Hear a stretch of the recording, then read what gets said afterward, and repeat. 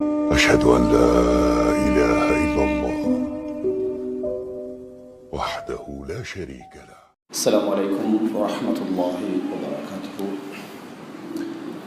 إن الحمد لله نحمده ونستعينه ونستغفره ونعوذ بالله من شرور أنفسنا ومن سيئات أعمالنا. من يهده الله فلا مضل له ومن يضلل فلا هادي له. وأشهد أن لا إله إلا الله وحده لا شريك له وأشهد أن محمدا عبده ورسوله. أما بعد. அன்புள்ள சகோதரிகளே, தாய்மார்களே, குடும்ப வாழ்க்கை ஓர் முழுமையான தர்மம் என்கின்ற ஒரு தலைப்பில் குடும்பம் சம்பந்தமாக இஸ்லாம் அந்த குடும்பத்துடைய கஷ்டங்களை, சிரமங்களை சுமந்து கொள்வதில் இஸ்லாம் எங்களுக்கு காட்டி தந்திருக்கக்கூடிய வழிமுறைகளை இந்த இடத்திலே சுருக்கமாக சொல்வதுதான் இந்த தலைப்புடைய பிரதானமான நோக்கம். அன்புள்ள சகோதரிகளே, மனித வாழ்க்கையிலே நீங்கள் பார்க்கலாம், குடும்ப வாழ்க்கையில் இணைகின்ற வரைக்கும் மனிதன் கொஞ்சம் சுதந்திரமாக இருப்பான். திருமணம் முடிக்கின்ற வயது வரும் வரைக்கும் மிகவும் சுதந்திரமாக தூங்கியிருப்பான், மிகவும் சுதந்திரமாக பிரயாணங்கள் போயிருப்பான், மிகவும் சுதந்திரமாக எல்லா விதமான வேலைகளையும் செய்திருப்பான், மிகவும் சுதந்திரமாக குடும்பத்தோடு இருந்திருப்பான். அதாவது சொல்ல போனால் பொறுப்பு என்று ஒன்று என்ன செஞ்சிருக்காது, இருந்திருக்காது. பெரும்பாலும் 90% மாணவர்களுக்கு. சிலர் அதாவது ஒரு வறுமைப்பட்ட குடும்பத்திலே, சிரமப்பட்ட குடும்பத்திலே, கஷ்டப்பட்ட குடும்பத்திலே வளர்ந்திருப்பார்கள்.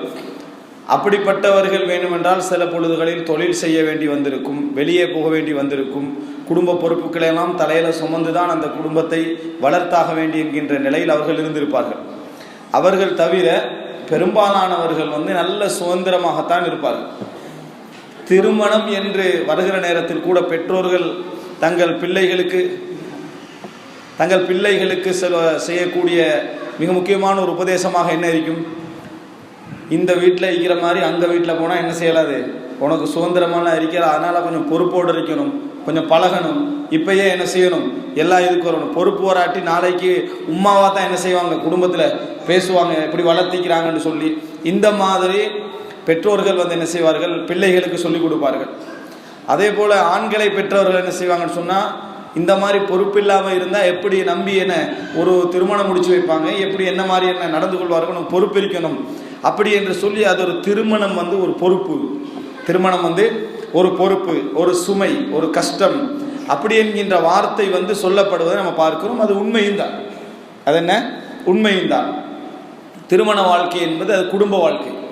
குடும்ப வாழ்க்கை என்றது பல சிரமங்கள், பல விட்டு கொடுப்புகள், பலவிதமான கஷ்டங்களை வசதி இருந்தாலும் வசதி இல்லாட்டி சுமந்து போக வேண்டிய ஒரு வாழ்க்கையாக அது இருக்கும். திருமணம் முடிக்கவில்லை அப்படி என்று சொன்னால் இறுதி வரைக்கும் ஒரு பெரும்பாலும் சுதந்திரமாக இருக்கலாம். இறுதி வரைக்கும் என்ன பெரும்பாலும் சுதந்திரமாக இருக்கலாம். பிள்ளை இருக்காது. அதுபோல் என்ன வீட்டில் இந்த வேலையை இந்த டைமுக்குள்ளே செஞ்சு முடிக்கணுமென்ற எந்த விதமான கடமையும் இருக்காது, உழைக்கணும் என்ற தேவை இருக்காது. அதே போல் இந்த மாதிரியான ஒரு நிலைமையில் இருந்தால் சுதந்திரம் அதிகமாக இருக்கும். சப்போஸ் நம்ம உழைக்க போகிறோம்னா கூட சந்தோஷமாக தான் இருக்கும். ஏன், கடைசி நேரத்தில் ஒரு 50,000 மாதம் கிடைக்கும். கிடைச்சேன்னா என்ன, இதை எதுக்குடா செலவழிக்கிறேன் இல்லாமல் மிச்சம் சந்தோஷமாக செலவழிச்சுக்கிட்டு இருப்போம். இன்னன்னு சொல்லி பார்த்துக்கிட்டு செலவழிக்க வேண்டிய அவசியம் இருக்காது. எனவே குடும்ப வாழ்க்கை ஒரு வகையில் ஒரு சுமை, ஒரு கஷ்டம், ஒரு சிரமம் என்பது அதில் இருக்கும். அது திருமணம் முடித்து ஒவ்வொருவரும் பிள்ளையை பெற்று பிள்ளையை வளர்த்து ஒரு குறிப்பிட்ட அடைகிற டைமில் அந்த பிள்ளையை என்ன திருமணம் முடிச்சு கொடுக்கணும் என்கின்ற மனநிலையில் மனரீதியான ஒரு சுமை இருக்கும். மனரீதியான சுமைண்டா என்ன, இந்த புள்ள திருந்திரும், ஒழுங்காக வரணும், நல்லா இருக்கணும், இந்த பிள்ளைக்கு ஒரு நல்ல வாழ்க்கை என்ன செய்யணும், அடைஞ்சு கொடுக்கணும். அதுக்கு பிறகு பேர பிள்ளையை நினச்சி இந்த தாய் கஷ்டப்படுறதை விட அந்த பாட்டியாக இருக்கக்கூடிய அந்த தாய் என்ன செய்வான். எல்லா வகையிலையும் பார்த்தீங்கன்னு சொன்னால் திருமணம் என்பது ஒரு சுமைகளோடு கலந்திருக்கும், கஷ்டங்களோடு கலந்திருக்கும். இந்த மாதிரி ஒரு சிரமத்தால் தான் பலர் என்ன செய்கிறதுன்னு சொன்னால் திருமணம் முடிக்காமல் இருந்துக்கிறது. சில ஆண்கள் மேக்சிமம் எவ்வளோ தள்ளி போடலுமோ அவ்வளோ தள்ளி போட்டுறது. ஒரு 30 முடிப்போம், ஒரு 35 பார்த்துக்கொள்வோம், ஏன் கொஞ்சம் சுதந்திரமாக இருக்கணும் அப்படின்றதில்ல. பெண்களும் சில நேரங்களில் நேரத்தோடு திருமணம் முடிக்கிறது வந்து ஆபத்து, எல்லா சுமையும் நம்ம தலையில் என்ன செய்ய வேண்டி வரும், சுமந்து கொள்ள வேண்டி வரும். மேக்சிமமாக இந்த வயசு வரைக்கும் போகலாம்னா அந்த வயசு வரைக்கும் போகும். இப்படியெல்லாம் இந்த குடும்ப வாழ்க்கையை ஒரு சிரமம், அது கஷ்டம் அதில் உண்டு. அந்த கஷ்டம் என்பது அதில் பெரிய சந்தோஷம் இருந்தாலும் கூட அந்த கஷ்டத்துக்காக கொஞ்சம் தவிர்த்து வரக்கூடிய நிலையும் நம்ம பார்க்கிறோம். இன்னும் சொல்ல போனால் குடும்ப வாழ்க்கை வந்து பல நேரங்களில் வந்து இறை வணக்கத்துக்கு டிஸ்டர்பான ஒரு வாழ்க்கை. பல நேரங்களில் இறைவனை வணங்குவதற்கு மிகவும் டிஸ்டர்பாக இது இருக்கும், குடும்ப வாழ்க்கை இருக்கும்.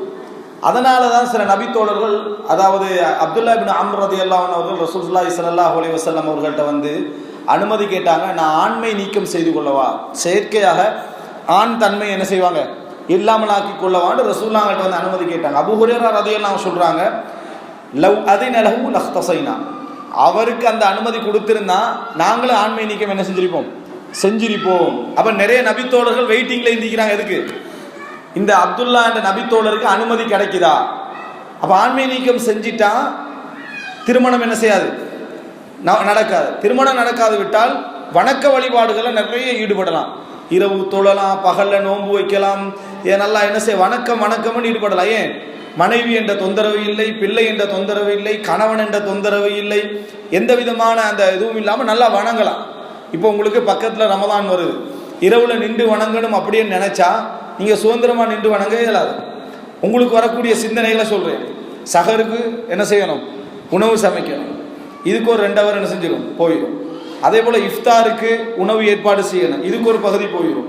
இது அல்லாமல் நோம்பு பிடிக்காத பிள்ளைகள் பகலில் இருப்பாங்க, அவங்களுக்கு என்ன செய்யணும், சமைக்கணும். இதெல்லாமல் ட்ரெஸ் என்ன செய்யணும், ட்ரெஸ் எல்லாம் நம்ம வந்து துவைச்சி போடணும், கழுவணும். இப்படியான பல விஷயங்கள் எல்லாம் யோசிச்சு பார்த்தீங்கன்னா இதெல்லாம் இல்லாமல் இருக்கீங்க. எப்போ திருமணம் என்றது இல்லை என்றால் இந்த சுமைகள்லாம் என்ன இல்லை.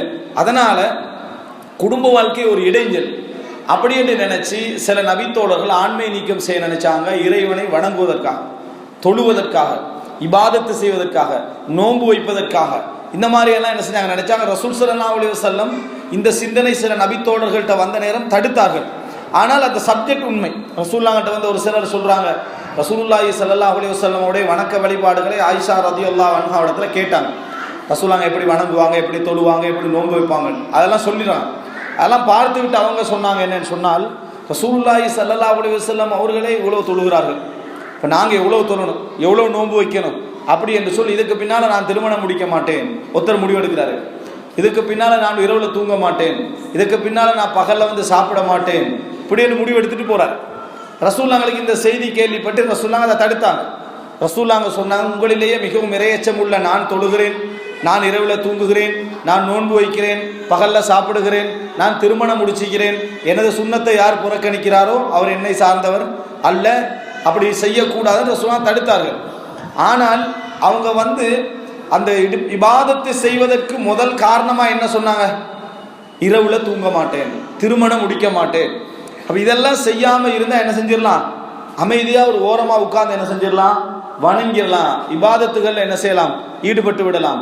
எனவே வணக்க வழிபாடுகளுக்கு இதனால தான் நீங்கள் பார்க்கலாம், மத குருமார்கள், முஸ்லீம் அல்லாத சமுதாயத்தில் இருக்கக்கூடிய மத குருமார்கள், அவங்களுக்கு என்ன ஹராம், திருமணம் முடிக்கிறது ஹராம். அவங்களுக்கு திருமணம் முடிக்கிற ஹராம்னா என்ன, அவங்க திருமணம் முடிக்கக்கூடாது. எந்த மத குரு எடுத்தாலும், பௌத்த மத குரு, இந்து மத குரு, கிறிஸ்தவ மத குரு எல்லாம் எடுத்தாலும் துறவிகளாக தான் இருப்பாங்க. திருமணம் முடிக்கிறது அவங்களுக்கு தடை. காரணம், துறவி என்று சொன்னால் அவன் தான் இறைவனை மிகவும் என்ன நெருங்கி இருப்பான், உலக விஷயங்கள்லாம் அவனுக்கு இருக்காது, உலக ஆசாபாச சிந்தனைகள்லாம் மனசில் என்ன செய்யாது, அவனுக்கு இருக்காது, அவன் வெறுமனே கடவுளை பற்றியே சிந்திச்சு வாழுவான். எனவே அவர் தான் துறவி, முற்றும் துறந்தவர், முற்றும் துறந்த முனிவர் அப்படி என்றெல்லாம் சொல்லுவாங்க. அந்த சிந்தனை எல்லாம் இல்லை அவருக்கு. அப்ப எனவே உலகத்தை துறந்தால்தான் இறைவனை என்ன செய்யலாம், வணங்கலாம் என்கின்ற சிந்தனை இப்படி ஒரு, அதாவது சமுதாயத்திலே இருக்கிறத நம்ம பார்க்கிறோம், சமுதாயத்திலேயே இருப்பதை நம்ம பார்க்கிறோம். அதே போல ஒரு சிலர் அந்த மாதிரி நம்ம குடும்ப வாழ்க்கையை ஒதுக்கி கொண்டால் நிம்மதியாக இருந்துடலாம் அப்படின்றலாம் நினைத்தார்கள். அப்ப நீங்க இதை நினைச்சு பாருங்க, இது போன்ற சிந்தனைகள் நிறைய உண்டாகும். ஆனால் இவைகளெல்லாம் தாண்டி நம்ம இந்த குடும்பம் என்றது ஒரு சுமை அப்படின்ற பகுதிகள் எல்லாம் இருந்தாலும் கூட இஸ்லாம் எங்களுக்கு ஒரு அற்புதமான வழியை இந்த குடும்ப விஷயத்தில் சொல்லுது. இந்த குடும்ப விஷயத்தில் இஸ்லாம் ஒரு அற்புதமான வழியை சொல்கிறது. அது என்ன அப்படின்னு சொன்னால், அல்லாஹு தஆலா ஆதம் அலைஹிஸ்ஸலாத்தை படைத்து, ஆதம் அலைஹிஸ்ஸலாத்திலிருந்து ஹவ்வாவை படைத்து அல்லாஹு தஆலா சொல்லி காட்டுகிறான், இவ்வளவு பேரை நம்ம என்ன செஞ்சோம், அதாவது இந்த 2 பேர்ல இருந்து இந்த மக்களை என்ன செய்தோம், அதாவது பெருக்க செய்தோம், மக்களை நாங்கள் பெருக்க செய்தோம். அப்ப இந்த இடத்துல அல்லாஹு தஆலா ஒரு விஷயம் என்ன சொல்றாண்டால், ஹலாலான முறையிலான குடும்ப வாழ்வின் ஊடாக இந்த சமுதாயம் என்ன செய்யணும், பெருகணும். ஹலாலான ஒரு குடும்ப வாழ்க்கையினூடாக இந்த சமுதாயம் பெருக வேண்டும். இது இறைவனது சுன்னாவிலும் இறைவன் காட்டி தந்த வழிமுறையிலும் உள்ள ஒரு விஷயம்.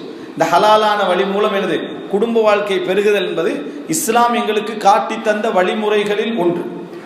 அப்படி இருக்கிற நேரத்தில் இந்த பகுதியை நாம், அதாவது இந்த ஹலாலான முறையில் குடும்ப வாழ்க்கை என்ற பகுதியை தவிர்க்க ஆரம்பித்தோம் என்று சொன்னால், நிச்சயமாக இந்த சமுதாயத்தில் என்ன நடக்கும், தவறான ஒரு குடும்ப உறவு என்ன செய்யும், வளரும். தவறான வாழ்க்கை முறை என்ன செய்யும், வளரும். ஒழுக்கக்கேடுகள் என்ன வளரும், அதாவது மற்ற விஷயங்கள் எல்லாம் வளரும். அப்படியா இல்லையா? ஒரு ஹலாலான முறையில் ஒரு ஆணும் பெண்ணும் குடும்பம் நடத்தக்கூடிய அந்த வாழ்க்கை முறை தவிர்க்கப்பட்டால் நிச்சயமாக என்ன வளரும், ஹராமான ஒரு வாழ்க்கை முறை என்ன செய்யும், வளர்ந்தே ஆகும். 4 பேர் தவிர்த்தாலும் 400 பேர் அதில் என்ன செய்வாங்க, ஒரு தவறான வாழ்க்கை முறைக்கு உருவாகுவார்கள். அப்ப திருமணம் என்பது அல்லாஹு தஆலா காட்டி தந்த ஒரு அழகான வாழ்க்கை முறையில் உண்டு. இதனால இஸ்லாம் என்ன செய்கிறது அப்படி என்று சொன்னால், குடும்ப வாழ்க்கையில் கணவன் மனைவி இணைந்து அந்த அல்லாஹ் அனுமதித்த வகையில் குழந்தைகளை தேடிக்கொள்வது ஒரு தர்மம் என்று சொல்லுது. இப்போ முதல் இடத்தை பாருங்க. முதல் விஷயம் என்ன, இஸ்லாம் அந்த குடும்ப வாழ்க்கையில் இணைந்து ஹலாலான முறையில் குழந்தைகளை தேடிக்கொள்வதையே முதலாவது என்ன சொல்லுது, தர்மம். ஒருத்தர் சதகா செய்வதற்கு சமம், அவர் தர்மம் இந்த சமுதாயத்துக்கு செய்ததற்கு சமம் என்று சொல்லி இஸ்லாம் சொல்லுது. இப்போ முதலிடமே குடும்ப வாழ்க்கையில் இணைவதை இஸ்லாம் தர்மம் என்று காட்டுது. ரசூலுல்லாஹி ஸல்லல்லாஹு அலைஹி வஸல்லம் அவர்கள் சொல்லி காட்டுகின்றார்கள், வஃபி புத்இ அஹதிக்கும் சதகா, உங்கள் கணவன் மனைவி உறவிலும் சதகா உண்டு அப்படின்னு சொன்னாங்க. ஒரு கணவன் மனைவியும் ஹலாலான முறையில் தங்கள் குடும்ப வாழ்க்கையில் இணைந்து கொண்டால் அவர்கள் தர்மம் செய்கிறார்கள், அவர்கள் தர்மம் செய்கிறார்கள். அப்ப நபித்தோழர்களுக்கு இது ஒரு ஆச்சரியம். ஆணுடையும் பெண்ணுடையையும் ஒரு ஆசை உணர்வை ஹலாலான முறையில் அவர்கள் தவிர்த்து கொள்வதிலே, தீர்த்து கொள்வதிலே இதில் என்ன தர்மம் உண்டு, அவங்களோட சந்தோஷத்தை தான் அவங்க அடைந்து கொள்கிறார்கள், இதில் என்ன தர்மம் உண்டுன்னு அவங்க கேட்கிறாங்க நபித்தோழர்கள். அல்லாஹ்வின் தூதரே, இதில் என்ன, வஃபி புத்இ அஹதினா சதகா, இதிலும் தர்மம் உண்டா என்று கேட்ட நேரத்தில் ரசூலுல்லாஹி ஸல்லல்லாஹு அலைஹி வஸல்லம் பதில் சொல்கிறார்கள், அரஐத இன் வதஅஹு ஃபில் ஹராமி அகான அலைஹி விஸ்ரு, அவர் அதை ஹராமான முறையில் தேடி இருந்தால் அவருக்கு குற்றம் இருக்கிறதா, அவருக்கு பாவம் இருக்கிறதா என்று ரசூலுல்லாஹ் கேட்கிறாங்க. பாவம் இருக்குதா இல்லையா, அவர் அதை ஹராமான வழியில் அடைந்திருந்தால் அவருக்கு பாவம் உண்டா, அவருக்கு தீமை உண்டா, தண்டனை உண்டா என்று ரசூலுல்லாஹ் கேட்கிறாங்க. அப்ப நபித்தோழர் சொல்றாரு, ஆம் அல்லாஹ்வின் தூதரே, என்ன, அவருக்கு தண்டனை உண்டு, அது பாவமானது, அதுக்கு அல்லாஹ் தஆலா தண்டனை வழங்குவான். கதாலிக், அவ்வாறுதான் இன் வதஅஹு ஃபில் ஹலாலி கான லஹு அஜ்ரு, தவறானதில் அவர் ஈடுபடுகின்ற பொழுது அவருக்கு தண்டனை உண்டு என்றால், ஹலாலான முறையில் இந்த குடும்ப வாழ்வில் இணைந்து கொண்டால் அவருக்கு என்ன, கூலி உண்டு, அது தர்மமாக என்ன செய்யும், அது அவருக்கு அமையும். அப்படி என்று ரசூலுல்லாஹி ஸல்லல்லாஹு அலைஹி வஸல்லம் சொல்லி தரான். எனவே ஒரு முஸ்லிம் இந்த சிரமங்கள், இறைவனை வணங்க முடியாத ஒரு சில தடங்கள், அதாவது மிகவும் வணங்க முடியாத ஒரு சில சிரமங்கள், உலக ரீதியான சுமைகள், கஷ்டங்கள், பொருளாதார ரீதியான நெருக்கடிகள், மனசுமைகள் அப்படியெல்லாம் இருந்தாலும் அப்படி என்ன நினைக்கணும் என்று சொன்னால், ஒரு ஹலாலான வாழ்க்கையின் மூலம் இணைவது என்பது, குழந்தைகளை அதன் மூலம் பெற்றுக்கொள்வது என்பது இஸ்லாத்துடைய பார்வையில் என்ன, அவனுக்கு தர்மம், அது அவனுக்கு அது தர்மமாக எழுதப்படுகிறது, நன்மையாக எழுதப்படுகிறது. எங்களை யாராவது திருமணம் முடிக்கிறத தர்மமா நினைச்சுக்கிறோமா? எங்களை யாராவது திருமணம் முடிக்கிறத தர்மமா நினைச்சுக்கிறோம்? அப்படி நினைக்கவே இல்லை. ஆனால் இஸ்லாத்துடைய பார்வையில் ஒரு கணவன் மனைவி என்றவர்கள் குடும்ப வாழ்க்கையில் இணைவதும் குழந்தை அதன் மூலம் தேடிக்கொள்வதும் தர்மம், குழந்தை அதன் மூலம் தேடிக்கொள்வதும் தர்மம் என்று இஸ்லாம் எங்களுக்கு என்ன செய்கிறது சொல்கிறது. அப்ப கையால பணம் எடுத்து கொடுக்கிறது சதகா போல, ஹராமான ஒரு வாழ்க்கையை தவிர்த்து ஹலாலான வாழ்க்கையை தேடிக்கொள்வது என்ன, ஒரு தர்மம். அல்லாஹ்விடத்திலே அவர்கள் இணையும் காலமெல்லாம் அவர்களுக்கு சதகா என்கின்ற அந்த கூலிதான் என்ன செய்யப்படும், எழுதப்படும். காரணம், ஹராம் அந்த சமுதாயத்திலே தவிர்க்கப்படுகிறது. அந்த சமுதாயத்திலே ஹராம் தவிர்க்கப்பட்ட ஒரு ஹலாலான வாழ்க்கை நெறிமுறை என்ன செய்கிறது, ஏற்படுகிறது என்பதனால இஸ்லாம் அதுக்கு என்ன சொல்லுது, தர்மம் செய்ததாக அந்த கூலியை இஸ்லாம் எங்களுக்கு சொல்லி காட்டுது. இது நீங்கள் ஆழ் மனதில் பதிய வைத்துக் கொள்ள வேண்டும். சதகா என்று இஸ்லாம் சொல்லுகின்ற அளவுக்கு, ஒரு நபித்தோழர் ஆச்சரியப்பட்டு கேட்கின்ற அளவுக்கு இருந்த ஒரு விஷயம் அது. அதை இஸ்லாம் எங்களுக்கு தர்மமாக சொல்லி காட்டுகிறது என்றால், கணவன் மனைவியுடைய உறவு என்பது இறைவனிடத்திலே ஒரு தர்மமாக எழுதப்படுகிறது. எனவே குடும்ப வாழ்க்கையின் ஆரம்பமே என்ன, சதகா. குடும்ப வாழ்க்கையின் ஆரம்பமே தர்மம். இருவரும் ஹராத்தை தவிர்த்தல் என்பது அந்த இடத்துல தர்மமாக என்ன செய்கிறது, எழுதப்படுகிறது. நாளை மறுமையில் அதற்கு தனியான கூலி உண்டு. திருமணத்துக்கு கூலி உண்டுன்னு நினைக்காத நிறைய பேர் இருக்கிறான். திருமணத்தில் என்ன கூலி இருக்குது அப்படின்னு நினைக்காத நிறைய பேர் இருக்கு. திருமணத்திற்கே ஒரு கூலி உண்டு அப்படின்றத நம்ம என்ன செய்ய வேண்டும், நினைக்க வேண்டும். கூலி உண்டு மட்டுமல்ல, தர்மம் செய்த கூலி. என்ன கூலி? இந்த திருமணம் முடிச்சுட்டாரு, ஹலாலான முறையில் முடிச்சுட்டார், கூலி அல்ல, தர்மம் செய்த கூலி என்ன செய்கிறது, எழுதப்படுகிறது என்பதை நம்ம புரிந்து கொள்ள வேண்டும். இரண்டாவது அம்சம், திருமணம் முடித்த பின்னால உழைக்கிறார். இஸ்லாம் எங்களுக்கு குடும்ப தலைப்பெண்ண குடும்ப வாழ்க்கையே என்ன, டோட்டலாக தர்மம் தான். இப்போ குடும்ப வாழ்க்கையில் மிக பிரதானமானது ஹராத்தை தவிர்த்து ஹலாலான உறவில் ஈடுபட்டு குழந்தைகளை தேடிக்கொள்ளும், அது தர்மம். இரண்டாவது, குடும்ப வாழ்க்கையில் அடுத்த பகுதி என்ன, ஒரு மனிதன் கஷ்டப்பட்டு உழைப்பது. ஒரு மனிதன் கஷ்டப்பட்டு உழைச்சி சமுதாயத்தில் செலவழிக்கிறது, செலவழிக்கிறது, குடும்பத்தில் செலவழிக்கிறது, பிள்ளைகளுக்கு செலவழிக்கிறது, இப்படி ஒரு பகுதி இருக்குது. ஆனால் நிறைய பேருக்குள்ள மனநிலை என்னென்னா, இப்போ ஒரு கணவன் ஒரு நாளைக்கு 2500 3000 சம்பாதிக்கிறான்னு வைங்க. வார வழியில் ஒருத்தர் வீட்டுக்கு வந்தோடனே உதவி கேட்குறார். உதவி கேட்டால் ஒரு 500 ரூபா எடுத்து கொடுக்குறார். ஒரு தேவைக்காக கேட்குறது உதவி ஒரு 1000 ரூபா எடுத்து கொடுக்குறாரு. தர்மம் செஞ்சிட்டார். கையில் எவ்வளோ மிச்சம், 2000 மிச்சம். முடிஞ்ச பிறகு அன்றைக்கு வீட்டுக்கு தேவையான பொருள்கள் வாங்குவதற்காக கடைகளுக்கு போய் கொஞ்சம் அரிசி சீனி அப்படி வாங்கிட்டு 1000 ரூபா முடிஞ்சுது. இந்த 1000 ரூபா ஒரு இவர செலவில் போயிட்டாச்சு. அடுத்த இன்னொரு 1000 இருக்குது. புள்ள சொல்லுது, ஃபீஸ் தொடர்ந்து கேட்டுட்டிருக்கிறாரு டியூஷனில், அடுத்த முறை தராட்டி விளக்கிடுவாங்களான்னு சொன்னோன்னு என்ன செய்யறது, சரி இந்த தடவை 500 ரூபா கொடு, மற்ற பேலன்ஸை பொறவு தாரான்னு சொல்லுன்னு 500 ரூபா கொடுக்குறாரு. மிச்சம் என்ன, ஒரு 500 இருக்குது. இந்த 500 இவர் நினச்சி பார்க்குறாரு, 1500 அநியாயமாக செலவுக்கு போகுது. என்ன 1500 என்ன, உதாரணத்துக்கு சொல்கிறேன், 1500 செலவுக்கு போகுது, செலவை குறைக்க இயலாதா, இதை வழியை மாற்ற இயலாதுன்னு நினைக்கிறாரு. ரசூலுல்லாஹி ஸல்லல்லாஹு அலைஹி வஸல்லம் சொன்னார்கள், இதா அன்ஃபகர் ரஜுல் அலா அஹ்லிஹி யஹ்தஸிபுஹா ஃபஹுவ லஹு ஸதகா. ஒரு மனிதர் தந்த குடும்பத்துடைய செலவுகளுக்கு செலவழிக்கிற நேரத்தில், யா அல்லாஹ் இதற்கு எனக்கு கூலிதா என்ற எண்ணத்தோடு அவர் செலவழித்தால் அவருக்கு தர்மம் செய்த கூலி எழுதப்படும் நாங்கள் ரசூலுல்லாஹி ஸல்லல்லாஹு அலைஹி வஸல்லம். எப்படி குடும்பத்துக்கு ஒரு மனிதர் செலவழிக்கிற நேரத்தில், யா அல்லாஹ் இதுக்கு எனக்கு என்ன, இது எனக்கு கூலி வேணும், நான் என் குடும்பத்துக்கு செலவழிக்கிறேன், எனக்கு கூலி வேணும் என்ற உணர்வோடு அவர் செலவழித்தால் அவருடைய ஒவ்வொரு செலவினமும் தர்மம் செய்த கூலியாக எழுதப்படும். எப்படி எழுதப்படும், தர்மம் செய்த கூலியாக எழுதப்படும். ஆனா இவருடைய மனசுல எது தர்மம், எது, இந்த வார நேரத்தில் 500 கொடுத்தாரு, அது மட்டும்தான் தர்மம், அது மட்டும்தான் தர்மம். மற்ற 2500 கர்மம் விளங்கிட்டா.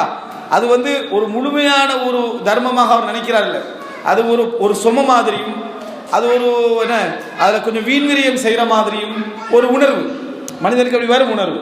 ஆனால் ரசூலுல்லாஹி ஸல்லல்லாஹு அலைஹி வஸல்லம் சொல்றாங்க, இதா அன்ஃபகர் ரஜுலு அலா அஹ்லிஹி யஹ்தஸிபுஹா ஃபஹுவ லஹு ஸதகா. ஒரு மனிதன் அதை நன்மையாக சும்மா செலவழிக்கிற நேரத்தில், குடும்பத்தில் ஒவ்வொரு விஷயத்துக்கும் கொடுக்கிற நேரத்தில், யாரெல்லாம் எனக்கு இதில் கூலிதான் என்ற எண்ணத்தோடு கொடுத்தால் அது ஒரு தர்மமாக எழுதப்படும் என ரசூலுல்லாஹி ஸல்லல்லாஹு அலைஹி வஸல்லம் என்ன செய்கிறாங்க, சொல்வதை நாம் பார்க்கிறோம். எனவே மிக பிரதானமாக நாங்கள் தெரிந்து கொள்ள வேண்டிய விஷயம், அதாவது அல்லாஹ்வுடைய பாதையில் நாங்கள் தர்மம் செய்வது, கேட்டவர்களுக்கு கொடுத்தல் என்ற பகுதி மட்டுமல்ல, இதுவும் கூட தர்மம் என்றது நாம் என்ன செய்ய வேண்டும், தெரிந்து கொள்ள வேண்டும். எது, நம்ம இந்த மாதிரி குடும்பத்துக்கு செலவழிப்பது, வீணாக செலவழித்தல் என்று குடும்பத்தில் ஒன்றிக்குமாக இருந்தால் அவைகள் ஹராம் தான். வீணாக செலவழித்தல் என்ன, ஆடம்பர சிந்தனைகளுக்கு, தேவையற்ற விஷயங்களுக்கு செலவழித்தல் என்பது அது ஹராம் தான். ஆனால் அதல்லாமல் கணவன் மனைவி பிள்ளைகள்லாம் சேர்ந்து ஒரு இடத்துக்கு போகிறாங்க, சந்தோஷமாக இருக்கிறது. அங்கே போய் என்ன செய்கிறாங்க, ஒரு சாதாரண ஒரு ஐஸ்கிரீம் வாங்கி சாப்பிட்றாங்க, ஒரு புள்ள கேட்குது, வாங்கி கொடுக்குறீங்க. வாங்கி கொடுத்தால் என்ன பிள்ளையுடைய சந்தோஷத்துக்காக நான் வாங்கி கொடுக்குறேன் அந்த எண்ணம் அவனுக்கு இருக்குமா இருந்தால் அல்லாஹ் என்ன செய்வான்? தர்மம் செய்த ஒரு கூலியாக தான் என்ன செய்வான். ஆனால் இவர் என்ன நினைப்பாரு, ஒரு 5 ஐஸ்கிரீம் வாங்கி கொடுக்குற நேரத்தில் பக்கத்தில் ஒரு ஏழை பொடியும் வந்து கேட்டு அவனுக்கு வாங்கி கொடுத்தா அது என்ன தர்மம்? இந்த 5 தர்மம் இல்லை, இது ஒரு கடமைக்கு செலவழித்தல் அப்படின்னு நினைக்கிறார். அப்படி இல்லை, இதுவும் தர்மம் அதுவும் தர்மம். விளங்கிட்டா?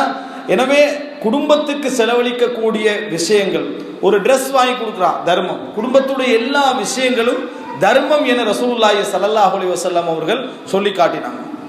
இன்னொரு செய்தியில் ரசூல் ஸல்லல்லாஹு அலைஹி வஸல்லம் சொன்னாங்க, இப்போ வீட்டுடைய அன்றாட தேவைகள் உண்டு, வீட்டுடைய அன்றாட தேவைகள் உண்டு, கடமைகள் உண்டு. இந்த மாதிரி விஷயங்களை கொடுக்காமல் ஒருவர் தடுத்தால் அது பாவம் மட்டும் ரசூலுல்லாஹ் சொன்னாங்க. கஃபா பில் மர்இ இஸ்மன், கஃபா பில் மர்இ இஸ்மன். ஒரு மனிதன் பாவி என்று சொல்வதற்கு போதுமானது, ஒரு மனிதன் பாவி என்று சொல்வதற்கு போதுமானது என்ன தெரியுமா?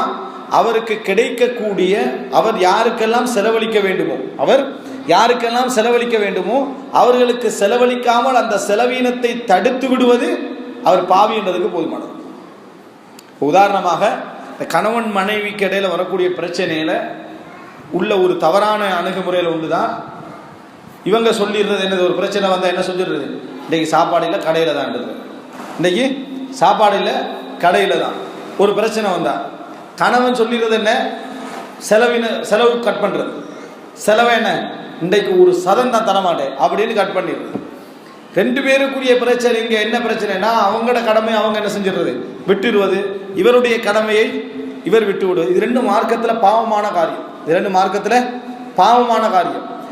இருவருக்கும் எந்த பிரச்சனைகள் வந்தாலும், சச்சரவுகள் வந்தாலும், அது எவ்வளவு பெரிய சச்சரவாக இருந்தாலும் ரசூலுல்லாஹ் சொன்னாங்க, யாருக்கு இவர்கள் செலவழிக்கிற கடமை பட்டிருக்கிறாரோ அவர்களை விட்டும் அந்த செலவீனத்தை தடுத்துக் கொள்வது அவர் பாவி என்றதுக்கு போதுமானதுன்னு அவங்க சொன்னாங்க.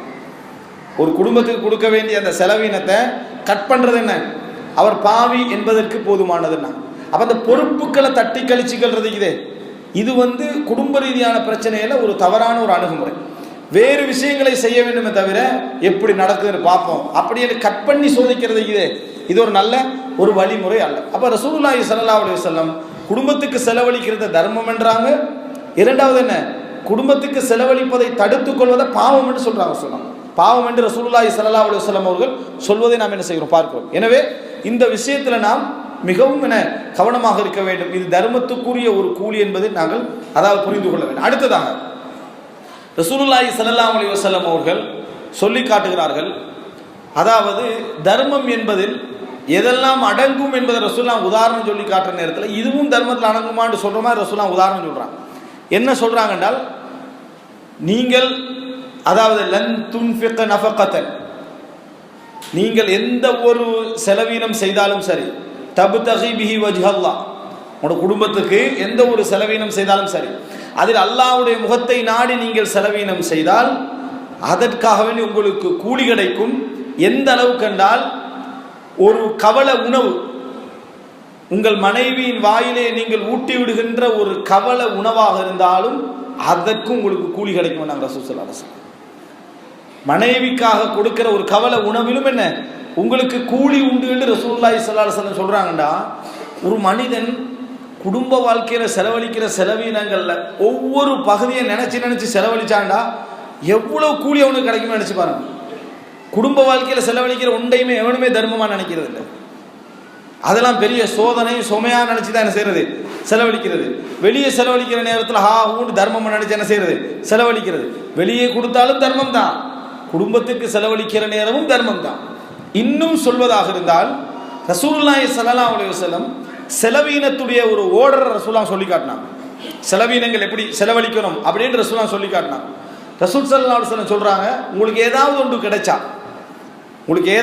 கிடைச்சால் நீங்க எங்கிருந்து ஆரம்பிக்கணும், வப்த பிமன் தஊல், நீங்கள் யாருக்கு செலவழிக்கிற பொறுப்பு இருக்கிறதோ அங்கிருந்து ஆரம்பியுங்கள். நாங்கள் ரசூல் ஸல்லல்லாஹு அலைஹி வஸல்லம், ஒரு மனிதனுக்கு ஒரு பணம் கிடைக்குது, ஒரு 5000 பணம் கிடைக்குதுன்னா முதலாவது யாருக்கு செலவழிக்கணும், அவனுக்கு முதல்ல யாருக்கு செலவழிக்கணும், அவனுக்கு அவன் செலவழிச்சு கொள்ளணும்.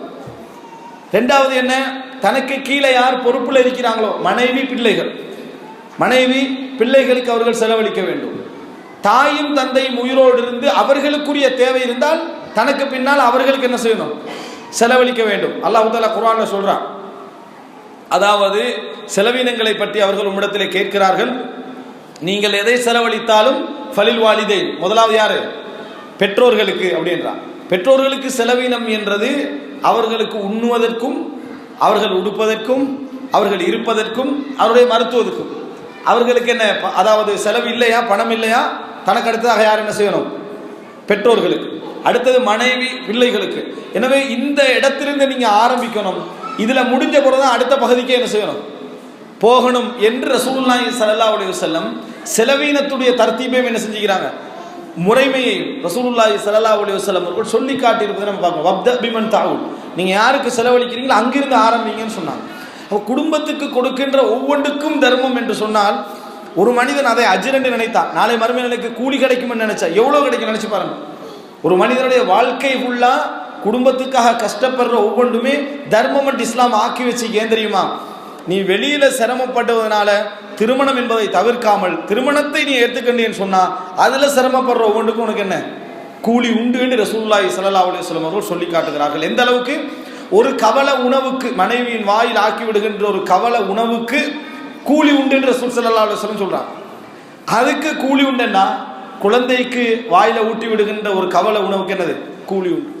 பெண்களுக்கு ஒரு கேள்வி வரும், ஓகே இதுல எல்லாம் முதலாவது சப்ஜெக்ட்ல மட்டும் நாங்க தர்மம் என்கின்ற பகுதிக்குள்ள வருது, மற்றதெல்லாம் நம்ம செலவழிக்கலையே. எல்லாமே என்ன, ஒரு கணவனுடைய பணத்துல இருந்தா என்னது செலவினை எடுக்கிறது, என்ன கொடுக்கிறது, இதெல்லாம் நடக்குது. இதை பத்தி என்ன அப்படின்னு கேட்டீங்கன்னு சொன்னால், ரசூலுல்லாஹி ஸல்லல்லாஹு அலைஹி வஸல்லம் அவர்கள்ட்ட அஸ்மா ரலியல்லாஹு அன்ஹா கேட்கிறாங்க, அல்லாஹ்வின் தூதரே, இந்த கணவனுடைய பணத்துல இருந்து ஒரு பெண் தர்மம் செஞ்சா கூலி கிடைக்குமான்னு கேட்டாங்க. யார பணத்தை தர்மம் செஞ்சா? கணவனுடைய பணத்துல இருந்து ஒரு பெண் தர்மம் செய்தால் அவங்களுக்கு தர்மத்துடைய கூலி கிடைக்குமான்னு கேட்டாங்க. இப்போ பாருங்க, குடும்ப வாழ்க்கையே டோட்டல் தர்மம் என்றதுக்கு இந்த ஒரு செய்தி ஆதாரம். எப்படி கேட்குறாங்க ரசூலுல்லாஹ்கிட்ட. அப்போ ரசூலுல்லாஹி ஸல்லல்லாஹு அலைஹி வஸல்லம் சொன்னார்கள், அல்லாஹ்வுடைய முகத்தை நாடி அவர்கள் தர்மம் செய்வார்களாக இருந்தால் உங்களுக்கு அரைவாசி கூலி கிடைக்கும். நாங்கள் தர்மம் அப்படின்னா மத்தரவாசி யாருக்கு? பணம் யார? கணவனுடைய, அவருக்கு அரைவாசி கூலி. செலவழிக்கிற பெண்ணுக்கு என்ன அரைவாசி கூலி என்று ரசூலுல்லாஹி ஸல்லல்லாஹு அலைஹி வஸல்லம் சொன்னாங்க. இது எப்படி? ஒரு கணவர் ஒரு குடும்பத்துக்கு வளமையா 2000 ரூபாய் செலவு கொடுக்குற வளமை இருக்கேன்னு வைங்க. இந்த 2000 ரூபாய் செலவு போக பொக்கெட்ல இருந்து இன்னொரு 500 எடுத்து செலவழித்தால் அப்படின்னு அர்த்தம் அல்ல இருக்கு. அது அந்த ஆள கஷ்டத்துல போடுற வேலை. ரசூல் இப்பதான் பயான்ல ஹதீஸ் சொன்னாங்க, இதுக்கு பிறகு 2500 என்ன செஞ்சிடணும், மாத்திரணும். 2000 அவர் தாரது, 2 நம்ம 500 என்ன எடுக்கிறதுன்னு அர்த்தம் அல்ல. 2000 செலவுக்கு தாரார். செலவுக்கு தார் 2000 இந்த பெண் யோசிக்கிறா, நான் வெளியே தர்மம் செய்யணும், வெளியே என்ன செய்யணும், கொடுக்க வேண்டும் அப்படின்னு நினைச்சு இந்த 1500 2000 செலவுகள் எல்லாம் அழகான முறையில் செஞ்சு ஒரு 500 மிச்சம் பிடிக்கிறான். ஒரு 300 என்ன செய்யறான், மிச்சம் பிடிக்கிறாங்க. இந்த 300 மிச்சம் பிடித்து தர்மம் செய்யறான். தர்மம் செய்தால் இதில் அரைவாசி கூலி கணவனுக்கும் மற்ற அரைவாசி கூலி யாரு, அந்த பெண்ணுக்கும் உண்டு என்று ரசூலுல்லாஹி ஸல்லல்லாஹு அலைஹி வஸல்லம் அவர்கள் என்ன செய்தார்கள் என்பதை பார்க்கிறோம். அப்ப இந்த இடத்துல கணவனுடைய பணம் என்றது தனது பணம் அல்ல, இருந்தும் அந்த பணத்தில் செய்யப்படுகின்ற தர்மத்துக்கும் அரைவாசி கூலி இஸ்லாம் சொல்லுதென்றால், அரைவாசி என்ன, இறைவனுடைய அரைவாசி என்றது அல்லாஹ் பன்மடங்காக்குவான். இப்ப ஒரு கூலியை என்ன செய்வான், 70 மடங்காக்குவான், 700 மடங்காக மாற்றுவான். தர்மத்தை அல்லாஹ் வளர்ப்பான். வயுர்பி ஸதகாத், தர்மங்களை எப்படி இந்த உலகத்தில் ரிபா வட்டி வளர்கிறதோ அதை போல தர்மங்கள் அல்லாஹ் என்ன செய்வான், நிறைய வளர்ப்பான். தர்மங்களை அல்லாஹ் நிறைய வளர்ப்பான். எனவே நாம் என்ன புரிந்து கொள்ள வேண்டும் என்று சொன்னால், குடும்ப வாழ்க்கையில் கணவன் தரக்கூடிய அந்த பகுதியில் இருந்து இந்த மாதிரி செலவழித்தால் அவரும் என்ன, அவருக்கும் தர்மம் கிடைக்கிறது என்று ரசூலுல்லாஹி ஸல்லல்லாஹு அலைஹி வஸல்லம் தர்மத்துடைய கூலி கிடைக்கிறதுன்னு சொன்னாங்க. இப்ப ஒரு மனைவி வீட்டில் குழந்தைகளுக்காக, பிள்ளைகளுக்காக, மற்ற அதாவது கணவனுக்காக படுகின்ற அந்த சிரமங்கள் இருக்குது, சுமைகள் இருக்குது. இந்த சுமைகள்ல என்ன அந்த பெண்ணுக்குரிய கூலி, வீட்டில் படுகிற அந்த மாதிரியான கஷ்டங்கள், சுமைகள், சிரமங்கள்ல அந்த பெண்ணுக்குரிய கூலி என்ன, அந்த பெண்ணுக்குரிய நன்மை என்ன? அப்படி என்றால் இதற்கெல்லாம் வழங்காத ஒரு கூலியை இஸ்லாம் அதுக்கு சொல்லி, உதாரணமாக ரசூல் ஸல்லல்லாஹு அலைஹி வஸல்லம் சொன்னார்கள், வல்மர் அத்து ஒரு பெண்மணி இதா சல்லத் சலாத்தஹா, அவங்களோட தொழுகையை தொழுது 5 நேரம், ஒசாமத் ஷஹரஹா அதாவது ரமதானுடைய நோன்பு வைத்து, தனது கணவனுக்கும் கட்டுப்பட்டு வாழ்ந்தால், தஹலத்தில் ஜன்னமின் ஐபாபின் ஷா, சொர்க்கத்துக்குள்ள நுழைவாள் எந்த கதவால் வேண்டும் என்றால் சரி. ஒரு பெண்மணி 5 நேரம் தொழுது ரமதான் நோன்பு வைத்து கணவனுக்கும் கட்டுப்பட்டு வாழ்ந்தால் சொர்க்கத்தின் எந்த வாசலிலாலும் என்ன அவள் சொர்க்கம் செல்வாள் என்று ரசூல் ஸல்லல்லாஹு அலைஹி வஸல்லம் சொன்னார். கட்டுப்பாடுன்னா குருட்டுத்தனமான கட்டுப்பாடு இல்லை, முறையான கட்டுப்பாடு. முறையானன்னு சொன்னால் அதாவது ஒரு கட்டுப்பாடு வாழணும் என்கின்ற ஒரு முறையான ஒரு அளவு ஒன்று இருக்குது. அந்த கட்டுப்பாடு அவங்களுக்கு இருந்தேன்னு சொன்னால் அவங்க சொர்க்க நுழைவாங்க எந்த கதவால் சேர்ந்தால். இந்த கூலி எந்த ஒரு ஆண்மகனுக்கும் தனிப்பட்ட ரீதியாக சொல்லப்படலை. ஒரு தனிச்சு மனைவிக்கு செலவழித்து மனைவியை சுமந்து வாழ்ந்தால் எந்த பாதையாலும் ஒரு சொர்க்கம் போவார்னு ரசூலுல்லாஹ் சொல்லலை. ஆனால் மனைவிக்கு ரசூல் ஸல்லல்லாஹு அலைஹி வஸல்லம் இதை சொன்னார்கள், அவங்களுடைய கட்டுப்பாடு. அதனால தான் ரசூலுல்லாஹ் இன்னொரு செய்தியில் சொல்றாங்க, வல் மர்அத்து ராயியத்துன் ஃபி பைத்தி ஸௌஜிஹா வ ஹிய மஸ்ஊலத்துன் அன்ஹா. ஒரு பெண்மணி தன் கணவனது வீட்டில் பொறுப்பாளி, அதை பற்றி என்ன செய்வாங்க, கேட்கப்படுவார்கள் என்று ரசூல் ஸல்லல்லாஹு அலைஹி வஸல்லம் சொன்னார்கள். எனவே குடும்ப வாழ்க்கையில் சிரமங்களை சுமந்து கொண்டு கணவனுக்கு கட்டுப்பட்டு வாழுகிற நேரத்தில் அதற்குரிய கிடைக்கக்கூடிய கூலி, ஒரு பெண்மணி எந்த வகையிலும் சொர்க்கம், எந்த வழியிலும் சொர்க்கம் செல்லக்கூடிய ஒரு கூலியை எங்களுக்கு என்ன இஸ்லாம் சொல்லி இருப்பதை நாங்கள் பார்க்கிறோம். அப்ப இந்த குடும்ப வாழ்க்கையில எல்லா பகுதிகளிலும் இந்த நன்மை என்கின்ற ஒரு பகுதி இருந்து கொண்டிருக்கிறத நம்ம பார்க்கிறோம். எல்லா வகையிலும் இது தர்மம் என்ற பகுதி. செலவு விஷயத்தில் பெண்களுடைய சப்ஜெக்ட்ல ரசூலுல்லாஹி ஸல்லல்லாஹு அலைஹி வஸல்லம் அவர்கள்ட்ட வந்து முஆவியாவுடைய தாய் ஹிந்தா ரலியல்லாஹு அன்ஹா வந்து கேட்டாங்க, அல்லாஹ்வின் தூதரே, இன்ன அபா சுஃபியான் ரஜுலுன் ஷஹீஹும், அபு சுஃபியான் வந்து கொஞ்சம் பணங்களை வந்து கொஞ்சம் செலவழிக்க மாட்டார், அதனால எனக்கு தேவையான பணத்தை தந்தால் தாரார் இல்லை. யார்? அபு சுஃபியான் வந்து தாரார் இல்லை. 2000 செலவுண்டா 1500 தான் தாரது, 3000 செலவுண்டா 1500 தான் தாரது.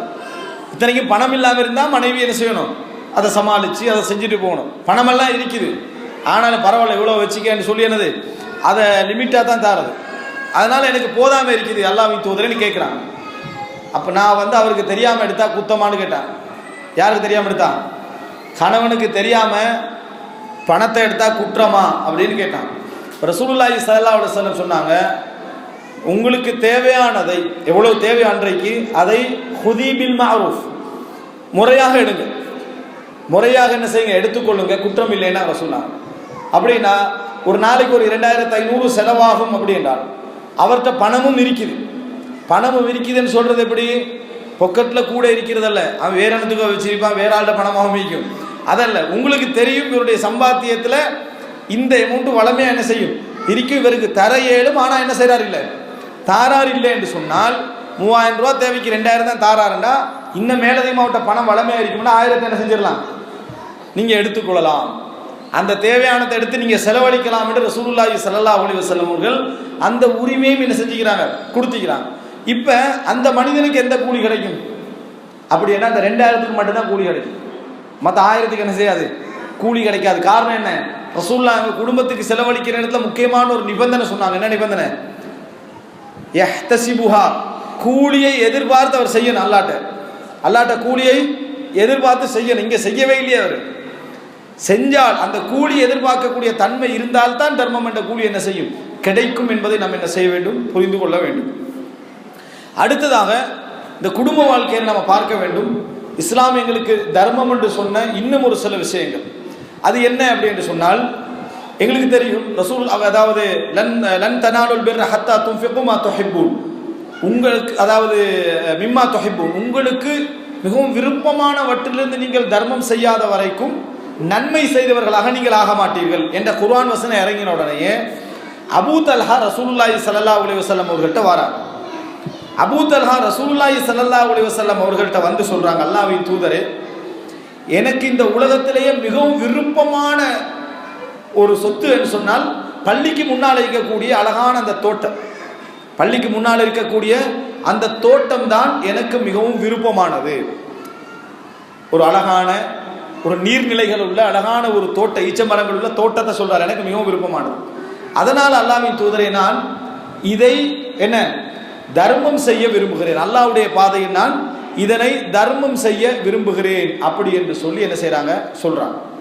இப்போ பெரிய ஒரு தோட்டத்தை அல்லாஹ்வுடைய பாதையில் தர்மம் செய்ய விரும்புகிறேன். ஏன் தர்மம் செய்கிறேன்? விருப்பமானத்தையும் தர்மம் செய்யணும் என்பதனால. ரசூலுல்லாஹ் சொன்ன தாக்க மாலுன் ராபிஹ், இது நல்ல அதாவது சம்பாத்தியம் தரக்கூடிய ஒரு சொத்து, அதை நீங்க என்ன தர்மம் செய்றீங்களா அப்படி என்று சொல்லி ரசூலுல்லாஹ்கிட்ட அவங்க சொன்ன டைம் ரசூல் ஸல்லல்லாஹு அலைஹி வஸல்லம் அவர்கள் தாக்கமா நல்ல தர்மம் செய்கிற நல்ல லாபம் தரக்கூடிய சொத்து என்று சொல்லிட்டு சொன்னாங்க. நீங்க சொன்னதை நான் கேட்டுட்டேன், இப்போ நான் உங்களுக்கு அட்வைஸ் பண்றேன். இது நீங்க கேள்விப்பட்டிருப்பீங்க, இந்த பைருஹாண்ட தோட்டத்தோட நபித்தோழர் என்ன செஞ்சார்? தர்மம் செஞ்சார். ஆனா அது வரைக்கும் தான் கேள்விப்பட்டிருப்பீங்க. ரசூலுல்லாஹ் அதுக்கு கூட என்ன சொன்னார் தெரியுமா? ஆலோசனை. நீங்க இப்ப தர்மம் செஞ்சாச்சு, இந்த சொத்தை அல்லாஹ்வுடைய பாதையில தர்மம் செஞ்சாச்சு. இப்ப ரசூலுல்லாஹ் கிட்ட தான் ஒப்படைச்சிக்கிறாரு, இது எங்க போகணும்ன்றது, எங்க போகணும்ன்றது. அப்ப ரசூலுல்லாஹி ஸல்லல்லாஹு அலைஹி வஸல்லம் அவர்கள் சொல்கிறார்கள், ஆரா நான் விரும்புகிறேன் இந்த சொத்தை நீங்கள் உங்களோட குடும்பக்காரர்களுக்கு பிரிச்சு கொடுப்பதை நான் விரும்புகிறேன்னு நாங்கள் சொன்னாங்க. தர்மம் செஞ்சாச்சு, ரசூலான கையில் வந்துட்டு இந்த சொத்தை யார்கிட்ட கொடுக்கணும்? நீங்க உங்களோட குடும்பத்துக்குள்ள பிரிச்சு கொடுங்கன்னு ரசூலுல்லாஹி ஸல்லல்லாஹு அலைஹி வஸல்லம் சொன்னாங்க. அதுக்கு பின்னால் அந்த சொத்தை எடுத்து அவர் தனது நெருங்கிய உறவினர்களுக்கு என்ன செஞ்சாரு? அதை பங்கிட்டு கொடுத்தார். நெருங்கிய உறவினர்களுக்கு அதை பங்கிட்டு கொடுத்தார் என்ற செய்தியை நாம் என்ன செய்கிறோம்? பார்க்கிறோம். அப்ப இதிலிருந்து என்ன விளங்குதுன்னு சொன்னால், அல்லாஹ்வுடைய பாதையில கொடுத்த பின்னால அதை மிகவும் செலவழிக்கிறதுக்கு மிகவும் தகுதியான இடம் எது? குடும்பமும் உறவுகளும் நெருங்கிய சொந்த பந்தமும் தான். அப்ப ரசூலுல்லாஹ்களுக்கு கிடைச்சோன்னே பைருஹா தோட்டத்தை எடுத்து அப்படியே போட்டு ஒரு பள்ளியை கட்டிக்கோன்னு கட்டல. அந்த பைருஹா தோட்டத்தை எடுத்து ரசூலுல்லாஹ் சொன்னா அவரோட குடும்பத்துக்குள்ள என்ன செய்ய? முதலாவது நம்ம சொத்துல மிகவும் சந்தோஷப்படக்கூடியவர்களாக இருக்கு நமது குடும்பத்தினர், அதை கொடுக்க சொல்றேன். இது நீங்க நினைச்சு பார்க்கணும். என்னடா ரசூல் ஸல்லல்லாஹு அலைஹி வஸல்லம் அவங்கள்ட்ட வந்து பைருஹா தோட்டத்தை தர்மம் செஞ்சாச்சு. தர்மம் செஞ்ச பின்னால அந்த தோட்டம் ஃபுல்லா சொந்தக்காரர் கையிலேருந்து எப்படி இருக்கு? எங்களுடைய ஒரு ஏக்கர் தோட்டம் அல்லாஹ்வுடைய பாதையில் தர்மம் செஞ்ச பின்னால எல்லாம் என்ன மாமட கையில் உண்டும், மச்சாண்ட கையில் உண்டும், பெரியப்பட கையில் உண்டும், என்னது அது பிரிஞ்சு போனா அது எப்படி இருக்கும்? அதைத்தான் ரசூலுல்லாஹ் சொல்றாங்க, குடும்பங்களுக்குள்ள என்ன செய்யுங்க, அதை பிரிச்சு கொடுங்க என்று ரசூலுல்லாஹி ஸல்லல்லாஹு அலைஹி வஸல்லம் அவர்கள் சொன்னார்கள் என்ற செய்தியை நாம் என்ன செய்கிறோம்? பார்க்கிறோம். இப்போ இந்த செய்தி எங்களுக்கு என்ன சொல்லுது என்றால், குடும்பம் என்பது, குடும்பத்திலே செலவழிப்பது என்பது, குடும்பத்துக்குள்ள பகிர்ந்து கொடுப்பது என்பது ஒரு பெரிய தர்மம் என்ற கூலியை ரசூலுல்லாஹி ஸல்லல்லாஹு அலைஹி வஸல்லம் அவர்கள் இதிலே சொல்லி காட்டுகிறார்கள். இன்னொரு செய்தி பாருங்கள். அதாவது சஅத் இப்னு அபி வக்காஸ் ரலியல்லாஹு அன்ஹு அவர்கள் மரணிக்கின்ற, அதாவது மரண தருவாயில் இருப்பதாக அவர் நினைக்கிறார். மரண தருவாயில் அவர் இருப்பதாக அவர் நினைக்கிறார். சஅத் இப்னு அபி வக்காஸ் ரலியல்லாஹு அன்ஹு அவர்கள் ரசூல் ஸல்லல்லாஹு அலைஹி வஸல்லம் அவங்கள்ட்ட சொல்றாங்க, அல்லாஹ்வின் தூதரே, எனக்கு ஒரு மகள் தான். அவங்களுக்கு அந்த நேரத்தில் வந்து அதாவது ஃபாத்திமா என்ற ஒரு மகள் என்ன செஞ்சாங்க, அவங்களுக்கு இருந்தாங்க. அவங்க மட்டும்தான் என்ன செய்கிறாங்க, எனக்கு மகளாக இருக்கிறாங்க. அதனால் என் தோட்டத்தை என் சொத்தில் வந்து நான் ஒரு அதாவது பெரும்பகுதியை தர்மம் செய்து விடவான்னு கேட்டான். டோட்டல் சொத்திலே பெரும்பகுதியை தர்மம் செய்து விடுவான். நீ இங்கே புரிஞ்சுக்கணும், ஃபர்ஸ்ட்டுக்கு பைருஹா சொத்தை தர்மம் செய்கிறது சம்பந்தமாக வந்தது குடும்பத்துக்குள்ளே பிரித்து கொடுத்தாச்சு. இப்போ இந்த சொத்தை சஅத் இப்னு அபி வக்காஸ் இந்த சொத்தில் முக்காவாசி தர்மம் செய்வான்னு கேட்கலாம். உண்மையிலேயே ஒரு பெரிய சொத்துக்காரர் முக்காவாச பள்ளிக்கு எழுதி தரதே பெரிய விஷயம், அப்படியா இல்லையா? அதுக்கெல்லாம் ஒரு பல பயான் பண்ணித்தானே மனசு மாறும். சும்மா ஒரு ஆள் வந்து சொல்றாரு எல்லாம் எழுதி தரவானா, உடனே பாஞ்சு கொண்டு எழுதிக்கல ரசூலுல்லாஹ் என்ன சொல்றாங்க அப்படின்னு சொன்னால், இந்த அதாவது உங்களுக்கு கிடைக்கக்கூடிய இந்த சொத்துல நீங்க ஃபுல்லா தர்மம் சேர்க்க சொல்றாரு அவரு. ரசூல் ஸல்லல்லாஹு அலைஹி வஸல்லம் சொல்றாங்க, அவ்வளவு தர்மம் நீங்க செய்ய வேண்டாம், கூடாது, வேண்டாம் வேண்டாம். அப்புறம் கேட்டார், நிஸ் அரைவாசம் கொடுக்குவான்னு கேட்டார். முழுசா இல்லை, முக்காவாசியில் அரைவாசம் கொடுக்குவான்னு. அப்பயும் ரசூல் ஸல்லல்லாஹு அலைஹி வஸல்லம் சொன்னாங்க வேண்டாம்னா. 1/3 தர்மம் செய்யவான்னு கேட்டாங்க. அதான் சொத்துலேருந்து 1/3 தர்மம் செய்வான். ரசூலுல்லாஹ் என்ன சொன்னாங்க, சுலுஸ் வஸ்ஸுலுசு கஸீர், 1/3 கூட அதிகம்தான், 1/3 கூட அதிகம்தான் என்று ரசூலுல்லாஹி ஸல்லல்லாஹு அலைஹி வஸல்லம் சொன்னாங்க. 1/3 கூடாதுன்னு சொல்லலை, ஆனால் 1/3 என்னது கூடாதுதான் சொல்லிட்டு ரசூலுல்லாஹ் ஒரு அட்வைஸ் பண்ணாங்க. சஅதே, உனது சொத்துக்களை எல்லாம் தர்மம் செய்துவிட்டு உன் பிள்ளைகள் மக்களிடத்திலே கேட்கின்ற நிலைமையில் நீ விட்டு செல்வதை விட, மக்களிடத்தில் போய் கேட்டு வாழுகின்ற நிலைமையில் நீ விட்டு செல்வதை விட அவர்களை பணக்கார பிள்ளைகளாக நீ விட்டு செல்வது சிறந்தது என்று ரசூலுல்லாஹி ஸல்லல்லாஹு அலைஹி வஸல்லம் சொன்னாங்க. மக்கள்கிட்ட போய் யாசகம் கேட்கிற நிலைமையில, செலவுக்கு கேட்கிற நிலைமையில அல்லது வீட்டுக்கு கேட்கிற நிலைமையில விட்டு செல்வதை விட அன் ததரஹும் அக்னியா, வசதி படைத்தவர்களாக நீ விட்டு செல்வது நீ தர்மம் செய்வதை விட சிறந்தது நாங்கள் சொல்லலாம்.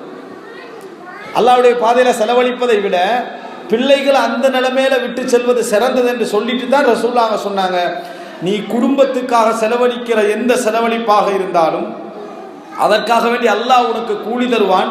மனைவியின் வாயில் நீங்கள் ஆக்கி விடுகின்ற ஒரு கவலை உணவாக இருந்தாலும் சரி அப்படின்ற ரசூல் ஸல்லல்லாஹு அப்பதான் சொல்றாங்க.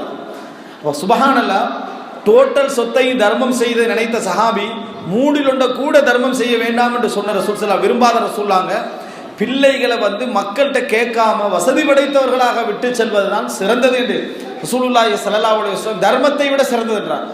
அல்லாஹ்வுடைய பாதையில் செலவழிப்பதை விட குடும்பத்துக்கு நீங்க இப்படி செஞ்சுட்டு போங்க, அது உங்களுக்கு என்ன சிறந்தது என்று ரசூலுல்லாஹி ஸல்லல்லாஹு அலைஹி வஸல்லம் அவர்கள் சொல்கிறார்கள். அப்படி என்று சொன்னால் குடும்ப வாழ்க்கையில் ஒரு மனிதன் வாழுவதனால, குடும்ப வாழ்க்கையில் ஒருவன் இருப்பதனால ஒரு துளி நஷ்டம் அடைய போகுது.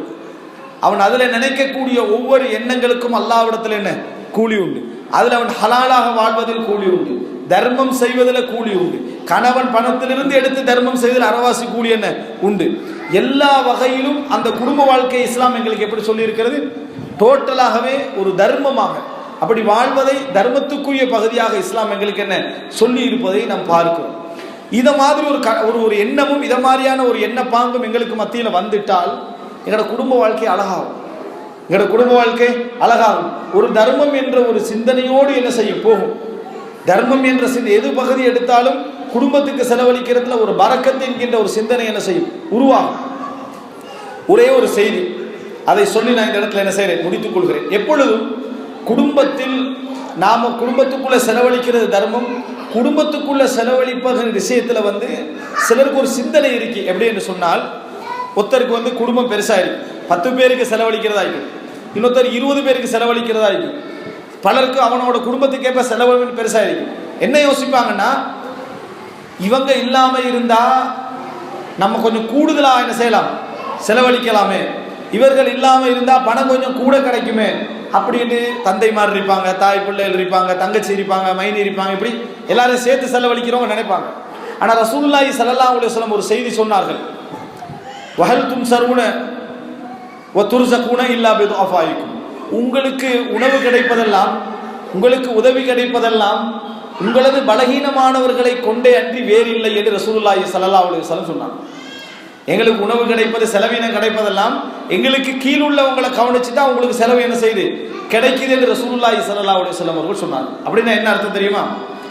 ஒரு மனிதனுக்கு மாதம் ஒரு 50,000 பணம் சம்பாதிக்கிறான்னு வைங்க, அவெல்லாம் கணக்கு பார்த்தா டோட்டலா 45,000 போயிடுது. 45,000 போயிடுது. அதுக்கு கீழே யார் யார் வராங்க, அதுக்கு கீழே அதாவது அவர்களுடைய தாய் தந்தை வராங்க, மாமி மைனி வராங்க, பிள்ளைகள் வராங்க, மற்றெல்லாம் பார்க்குறாரு. இந்த தாய் தந்தைக்கு செலவழிக்காம இருந்தா 45 போகாது, 40 போகும். மாமி மாமாவுக்கு செலவழிக்காம இருந்தா 40 போகாது, 35 போகும். மைனி என்ன மாதிரி தங்கச்சி பகுதிக்கு இது செலவழிக்காம இருந்தா 35 போகாது, 30 போகும். இப்படி ஒன்று கணக்கு பார்க்குறாரு. கணக்கு பார்த்து இவருடைய டோட்டல் செலவு 30, மற்ற 15 இவங்கெல்லாம் இருக்கிறதால தான் என்ன செய்யுது செலவு போகுது நம்ம நினைக்கிறோம் பாருங்க. இதை ரசூலுல்லாஹ் அங்க தவிர்க்கிறாங்க. உனக்கு 45 கிடைக்க காரணமே அவர்கள் இருப்பது தான். அவர்கள் இல்லைண்டா உனக்கு 30 தான் கிடைக்கும்ன்றாங்க ரசூலுல்லாஹ். இந்த செய்தியில் என்ன சொல்றாங்க, உங்களுக்கு 30 என்ற செலவினம் தான் உங்களுக்கு கிடைக்கும் என்று ரசூலுல்லாஹி ஸல்லல்லாஹு அலைஹி வஸல்லம் அவர்கள் சொல்வதை நம்ம பார்க்கிறோம். இல்லை என்று சொன்னால் இது மிகப்பெரிய ஒரு பலகீனத்தை என்ன செய்யும் ஏற்படுத்தும் என்று ரசூலுல்லாஹி ஸல்லல்லாஹு அலைஹி வஸல்லம் நினைச்சு பாருங்க. வஹல் துன்சருன வ துர்ஸகுன இல்லா பிதுஅஃபாயிக்கும். உங்களுக்கு ரிஸ்க் கிடைப்பது, உங்களுக்கு உதவி கிடைப்பதெல்லாம் உங்கள் பலகீனர்களை கொண்டுதான் கிடைக்குது என்று ரசூலுல்லாஹி ஸல்லல்லாஹு அலைஹி வஸல்லம் அவர்கள் சொன்னார்கள். எனவே மேலதிகமாக எங்களுக்கு கிடைக்கிறத வச்சு இது குறைஞ்சா இன்னும் செலவழிக்கிறான்னு நினைக்கக்கூடாது. அவர்கள் இருப்பதனால தான் இவ்வளவு கிடைக்குது, இல்லைன்னா என்ன செய்யாது, அதுவும் கிடைக்காதுன்னு ரசூலுல்லாஹ் சொல்றாங்க. எனவே அன்புள்ள சகோதரிகளே, தாய்மார்களே, முழு குடும்ப வாழ்க்கையை எப்பொழுதுமே நாங்கள் என்ன தர்மமாக நினைக்க வேண்டும். அந்த தர்மத்தின் ஊடாக அல்லாஹ் தஆலா எங்களுக்கு மிகப்பெரிய கூலியை தருவான் நம்ம என்ன செய்ய வேண்டும், நினைக்க வேண்டும். எனவே அந்த மார்க்க சிந்தனையோடு, அந்த தர்ம சிந்தனையோடு எங்களது குடும்பத்தை அமைத்துக் கொள்ள அல்லாஹ் தஆலா வழிவகுப்பானா என்று கேட்டு முடித்துக் கொள்கிறேன். ஹாதா மா இந்தி வல் இல்மு இந்தல்லாஹ் வ அகூலு கௌலி ஹாதா வ அஸ்தக்ஃபிருல்லாஹ் லி வ லக்கும்.